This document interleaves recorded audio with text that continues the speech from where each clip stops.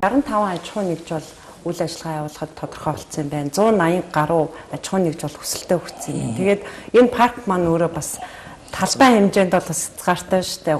310 газар гэдэг бол мэдээж тэр одоо үйлдвэрлэгчид хөрөнгө оруулагчид өөрсдөө мөнгө гаргаж одоо үйлдвэрээ барих учраас тэр маань өөрөө үйл хөдлөх хөрөнгө болчих шүү дээ. Тэгэхээр энэ компаниуд эргээд тэр хөрөнгөнд баталгаатай байх, төрийн бодлого тогтвортой байх тал дээр бас их анзаарж байгаа бох та. Тийм. Тэгээд одоо бол бас бид нэр үнэхээр 65 аж ахуй нэгжүүд шаардлага хангаж байна уу, хангахгүй байна уу? За үйл ажиллагаагаа яг одоо 2 жилийн хугацаанд үйл ажиллагаагаа эхэлж үгүй гэдээ одоо бид нар бас одоо цэвэрлэх бас яг үйл ажиллагаа тогтвортой явж байгаагаа дэмжиж явах гэдэг маш олон асуудлууд бол гарч ирж байгаа.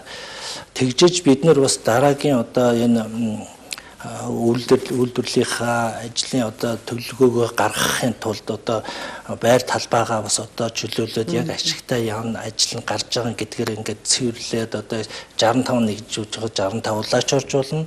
Магадгүй одоо яг үйл ажиллагаа явуулчаад одоо 30 40 хасагдаж болно. Тэгэхээр үйл ажиллагаанд үнэлэлт өгөх гэдэг тийм үнэлэлт өгөх гэж байна. Тэгээ үнэхээр одоо хийгээгүй газраа одоо авцсан мөрчлөө үйл ажиллагаагаа хийгээгүй бол одоо бид нар дараагийн аж ахуй нэгжүүд боломжийг гаргаж өгөх. Тэр дундаа хөрөнгө оруулагч орж иж хамгийн гол нь найдвартай орж ирэх боломжийг эхлээд бид тэнд үйл ажиллагаа явуулаад юмоо хийх боломжтой хувилбаруудыг бид тэндээс сон.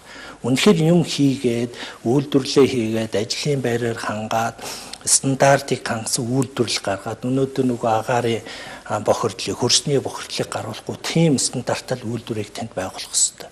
Тэгэхээр тэрийг хангасан юмд бол харин төрөөстэй нөгөө татварын газрын чөлөөлөх, үйл хөдлөхөөс нь чөлөөлөх гэдэг энэ боломжуудыг гаргаж өгнө. Тэгээд мэдээж үйл ажиллагааг жигдрээд явсан тохиолдолд дараагийн одоо тэр нэгэнтээ таасаа хэллээ нөгөө үйл хөдлөхийн яах юм бэ? Энэ хүн чинь газар дээр хөрөнгөө гаргацсан.